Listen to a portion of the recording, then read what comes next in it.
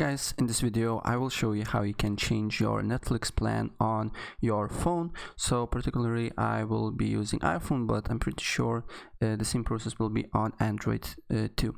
Unfortunately, on Netflix app itself you cannot change your plan. So what you need to do here, you need to go on your internet browser, so it can be Safari or Google Chrome, and go to netflix.com and log into your account. So login button will be on the top right, and once you log in you should see similar window, but of course maybe with different films.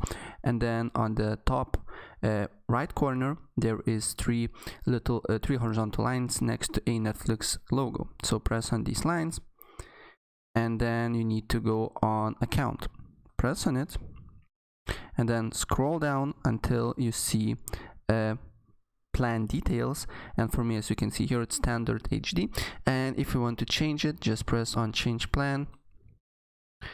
And as you can see here, you can basically select basic, standard or premium, and once you select that you want to select, press continue, and then just basically press confirm change.